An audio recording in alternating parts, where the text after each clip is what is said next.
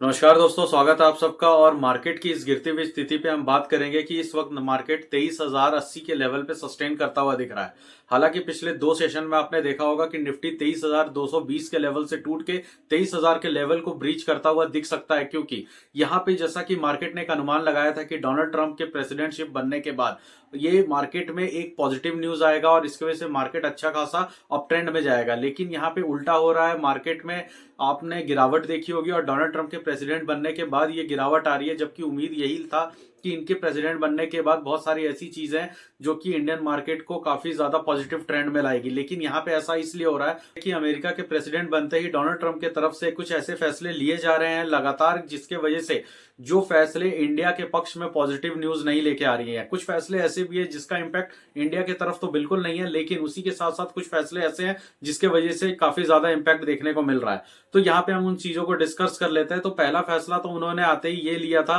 कि वो अपना जो बॉर्डर इमरजेंसी है उसे घोषित कर रहे हैं। मतलब उनके देश में भी ये प्रॉब्लम होता है, जैसे हमारे देश में बांग्लादेशियों की तरफ से, पाकिस्तान की तरफ से एक तरह की घुसपैठ की न्यूज आती है, वैसे ही उनके भी देश में मैक्सिको और लैटिन अमेरिका की तरफ से जो अंडर बॉर्डर पास होकर लोग आते हैं, तो उस पॉलिसी को काफी ज्यादा स्ट्रिक्ट कर रहे हैं। दूसरा ये पॉलिसी यहाँ पे है कि इन्होंने रिन्यूएबल एनर्जी के थ्रू ये एक तरह से, मतलब हो सकता है कि आने वाला जो पेरिस समिट है यहाँ पे एक बड़ा डिसीजन वो लेते हुए दिखे, जहां पे इन्होंने ये कहा है कि हम जो अमेरिका है वो अपना जो ऑयल प्रोडक्शन कैपेसिटी है इसे डबल करने जा रहे हैं और ऑयल रिजर्व्स को भी बढ़ाने वाले हैं, जिसके वजह से जो ऑयल मार्केटिंग कंपनियां हैं अदर देश की, खास करके खाड़ी देशों की, जो कुवैत और दुबई की होती हैं और अरब देशों से जो ऑयल आता है, वहां पे एक प्रेशर इन बिल्ड देखते हुए देखेगा कि आने वाले समय में जो क्रूड ऑयल के प्राइसेस हैं वो रिमेन यहीं पे रहेंगे, ज्यादा हाइक नहीं हो सकते, क्योंकि जो ऑयल की डिमांड है वो यूजुअली देखी जा रही है कि साल दर साल कम होती जा रही है। वहीं पे अमेरिका जैसा एक पावरफुल देश अगर ये कहता है कि हम ऑयल की सप्लाई को और ज्यादा बढ़ाएंगे, प्रोडक्शन को डबल करेंगे और हम ऑयल को जो कंज्यूम कर रहे हैं उससे कंजप्शन पे थोड़ा सा गिरावट लाएंगे, जो कि इंडिया भी कर रही है कि इंडिया अपने जो ऑयल प्रोडक्शन कैपेसिटी है इसको बढ़ाने के लिए ओएनजीसी जैसी कंपनियों को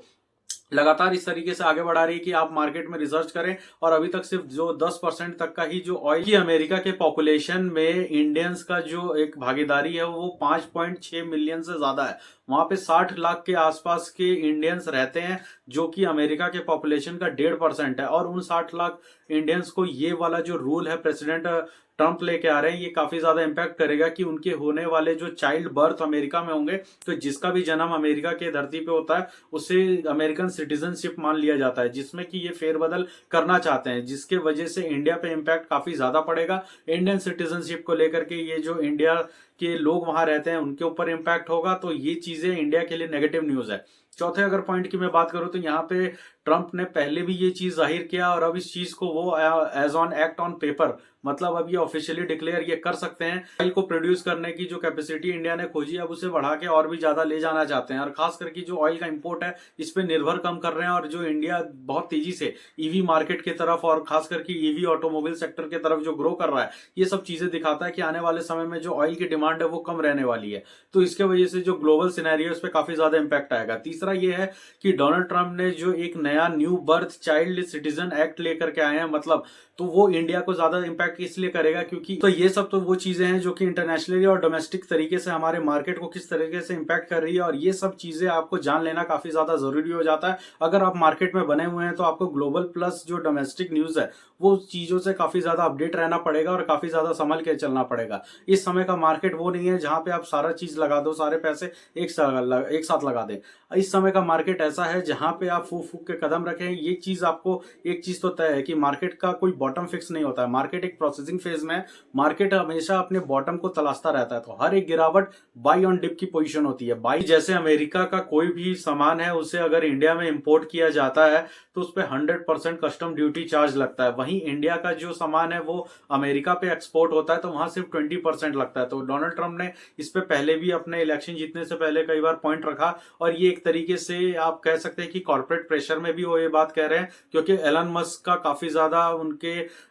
डिसीजन इलेक्शंस में इंटरफेरेंस है और काफी ज्यादा इंपैक्टफुल भी रहता है कि एलोन मस्क के दबाव में, क्योंकि एलोन मस्क इंडिया के साथ एक बहुत बड़ी डील ये करना चाहते थे कि या तो हमारी टेस्ला वहां पे इंपोर्ट होगी तो ये एक बिजनेस का स्टैंडर्ड बढ़ेगा, लेकिन इंडियन गवर्नमेंट ने कहा कि आप इंपोर्ट करा के यहाँ नहीं ला सकते, अगर लाएंगे तो आपको 100% कस्टम ड्यूटी पे करना पड़ेगा, जिसके वजह से मिनिमम 30 लाख की कार भी यहाँ पे 60 लाख रुपए की पड़ेगी और प्लस अदर जो इंडियन गवर्नमेंट टैक्सेशन और चार्जेस होते हैं उससे वो 70 लाख भी पार कर सकता है। तो यूजुअली ये कॉन्सेप्ट क्लियर नहीं हो पाएगा। ये उनको सुझाव दिया गया कि आप यहाँ पे आके अपनी टेस्ला का प्लांट लगाएं, जो कि एलन मस्क के लिए इतना पॉसिबल नहीं हो रहा, वो इतना पैसा नहीं लगाना चाहते। उनके लिए ज्यादा अच्छा और चीप यही पड़ता है कि वो चाइना में फैक्ट्री लगा के इंडिया में अपना जो कार है वो बेच सके, जिसके लिए इंडियन गवर्नमेंट ने हाँ नहीं किया है। तो इस चीज का बदला कह सकते हैं या इस चीज का एक सब्स्टिट्यूट प्रॉब्लम कह सकते हैं, जिससे डोनाल्ड ट्रंप ये दिखाना चाहते हैं कि अगर इंडिया का प्रोडक्ट अमेरिका में आके 20% जो कस्टम ड्यूटी उसके साथ सप्लाई हो सकता है, उसके साथ उसकी मार्केटिंग हो सकती है,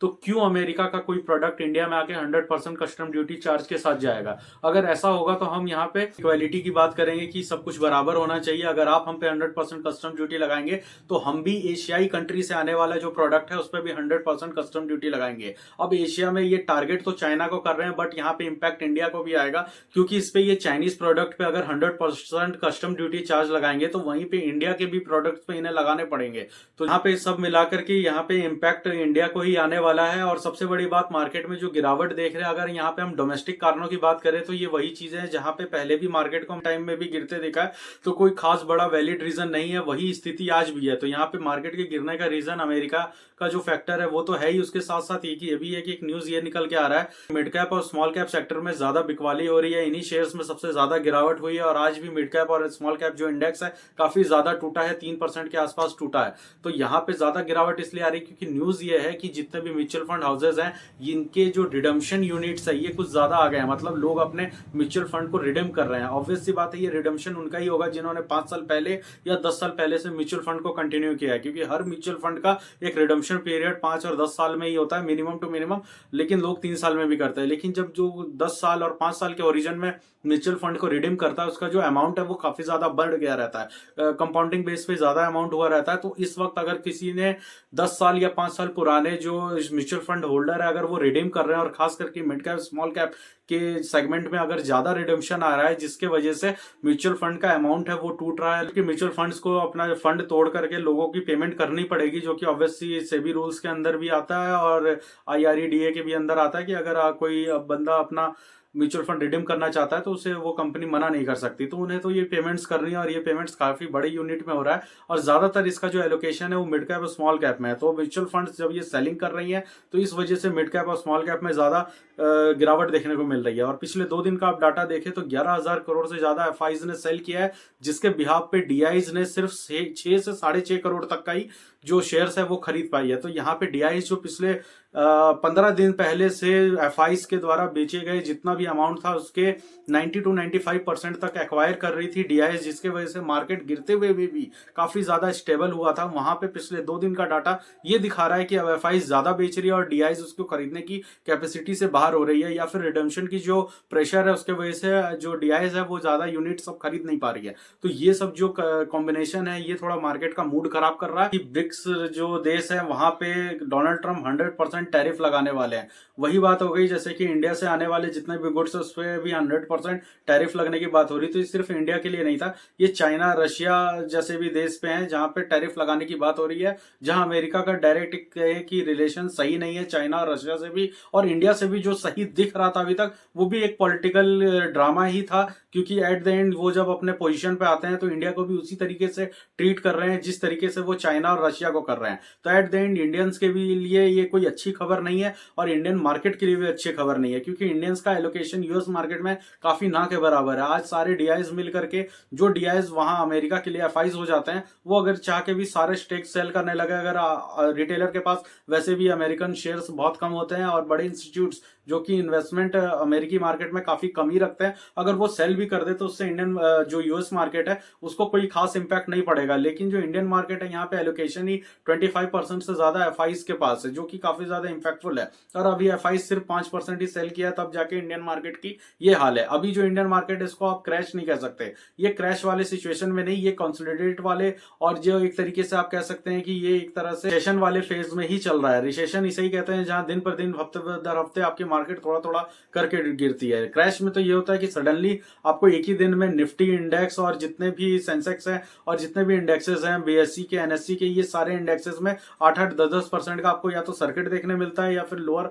जो इन्होंने बॉटम बना दिया रहता है पर डे, ऐसा करके दिखता है। तो जो क्रैश होता है वो हफ्ता, 10 दिन, 15 दिन का होता है, जिसमें मार्केट इतना ज्यादा टूट जाता है जितना आपके पिछले 6 महीने में नहीं टूटा है। लेकिन जो पिछले 6 महीने से मार्केट चल रहा है इसे आप रिसेशन फेस कह सकते हैं, इसे आप कंसोलिडेशन फेस कह सकते हैं। और जिस तरीके से अमेरिका का लिया हुआ डिसीजन है पूरे इंडिया और ग्लोबल के तरफ से, ये आगे यही दिखाता है कि आने वाला ये जो 2025 का साल रहेगा ये काफी ज्यादा वॉलेटाइल रहने वाला है। बहुत सारी ऐसी डिसीजंस है जो कि इंडियन गवर्नमेंट प्लस काफी ज्यादा खराब करता हुआ दिखेगा, क्योंकि अमेरिका नेशन फर्स्ट की, जो जैसे यहाँ पे हम इंडिया फर्स्ट की बात करते हैं वैसे अमेरिका भी अपना नेशन फर्स्ट की बात करता है। और अमेरिका अपने देश के हित में लिए गए हर डिसीजन को स्ट्रिक्ट तरीके से रेगुलेट कराएगा। इस वक्त उसकी पोजीशन भी सबसे ज्यादा हाई पे है, क्योंकि इंडियन रुपीस डॉलर के मुकाबले काफी ज्यादा नीचे गिरा हुआ है। यहाँ पे इस चीज का जो डोमिनेंस का फायदा मिल रहा है वो अमेरिका को काफी अच्छे तरीके से मिल रहा है। यहाँ पे ये भी चीज समझना पड़ेगा कि इस वक्त अमेरिका के ऊपर जो कर्ज है वो सबसे ज्यादा है। इसी चीज को रिड्यूस करने के लिए अमेरिका यूरोप यूनियन से भी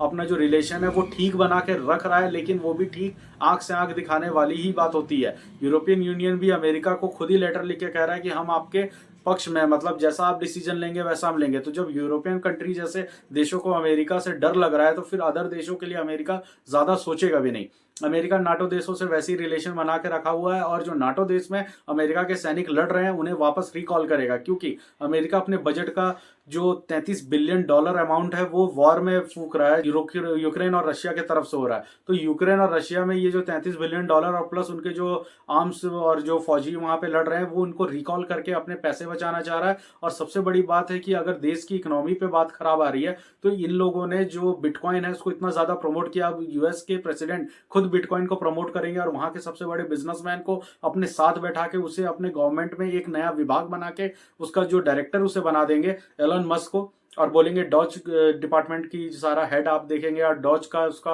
मतलब वो डॉज इसलिए नाम दिया है क्योंकि डॉज ही बिटकॉइन है और बिटकॉइन को ज्यादा प्रमोट करना चाह रहे हैं। वैसे डोनाल्ड ट्रंप अपने ट्रम्प कॉइन को भी प्रमोट कर रहे थे, जहां उनके प्रेसिडेंट बनते हैं उनके ट्रम्प कॉइन ने 400% से भी ज्यादा का रिटर्न पिछले 3-4 महीनों में दे दिया है जब से उन्होंने इलेक्शन जीता है। तो एक तरीके से अगर जो हेड ऑफ द स्टेट है, जो हेड ऑफ द गवर्नमेंट है, वो बंदा ही अगर बिटकॉइन को प्रमोट करेगा और ऐसे लोगों को खुलेआम प्रमोट कर रहा है जो कि बिजनेसमैन है हमारे देश में, अगर खुलेआम क्या इनडायरेक्टली और पीछे से भी अगर थोड़ा सा प्रमोट या कर दिया जाए तो यहाँ बहुत बड़ी बात हो जाती है यार। अमेरिका में तो खुलेआम हो रहा है, मंच साथ में वो लोग शेयर कर रहे हैं, डिपार्टमेंट ऑफ हेड बना दिया जा रहा है। और इस तरह के डिसीजन से, जैसे मैंने आपको पहले ही बताया कि ऑयल का जो प्राइस है उस पर इंपैक्ट पूरी तरीके से पड़ेगा। कमोडिटी प्राइसेस यहीं स्टक हो जाएंगे, क्योंकि कमोडिटी प्राइसेस नहीं बढ़ेंगे। वो सारा पैसा जिस तरीके से अगर government head of the state अगर प्रमोट कर रहा है तो वो सारा पैसा बिटकॉइंस में जाएगा। वैसे भी ट्रंप ने खुद ही बोला है कि नेवर सेल योर बिटकॉइन, उन्होंने खुद मना किया बिटकॉइन सेल करने से। इसका मतलब बिटकॉइन में उनका खुद का पैसा है,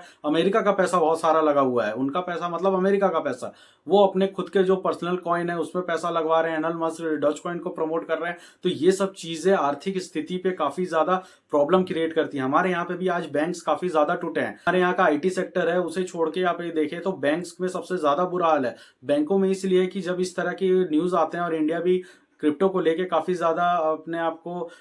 एक्साइटेड दिखाता है, इसलिए इंडियन गवर्नमेंट ने इस पे 30% का जो टैक्स लगाया वो इसीलिए लगाया क्योंकि इंडियन गवर्नमेंट को भी ये चीज पता है कि क्रिप्टो में एट द एंड पैसा तो बहुत है, लगा दोगे उसमें मिलेगा, पैसे की बर्बादी भी है। लेकिन अगर आप क्रिप्टो की तरफ जाते हो तो आपका जो फाइनेंशियल सिस्टम है जो कि अभी क्रिप्टो के लिए तैयार नहीं है वो काफी ज्यादा इंपैक्टफुल रहेगा। वहां पे दिक्कत ये आएगी कि आपका बैंकिंग सेक्टर कोलैप्स होगा, बैंक के डिपॉजिट्स कम होंगे, और जो ट्रेड है वो अगर आप अलाउ करते हो एज अ बिटकॉइन तो फिर आपको बैंक्स की जरूरत ही क्या है। तब तो आपको एआईज और सर्वर्स और डाटा सेंटर्स और बहुत सारे ऐसे सेंटर्स की जरूरत है जो कि एआई को लॉन्च करे। यहाँ पे अभी जियो ने भी अपना नया जियो कॉइन लॉन्च किया है जिसको लेके मार्केट में काफी ज्यादा हाइप है। ये सब चीजें दिखाती हैं कि किस तरीके से इकोनॉमिकल जो अपना बैंकिंग सेक्टर है इसको कोलैप्स करने की पोजीशन पे हम धीरे धीरे आगे बढ़ रहे हैं। बिटकॉइन एक ऐसी चीज है जिसका रेट फ्लक्चुएट होता रहता है। हमारे देश के करेंसी कम से कम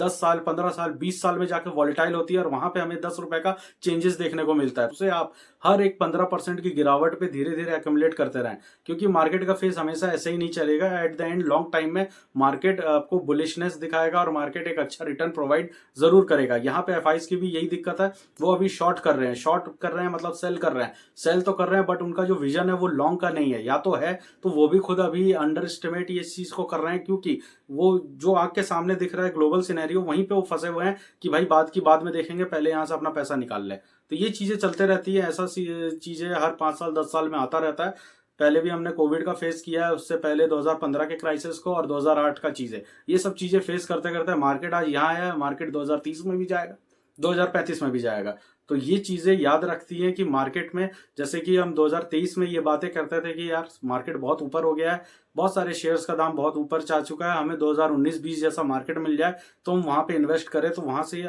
बहुत अच्छा ग्रो मिलेगा। आज वही मार्केट है, धीरे धीरे अपने आप को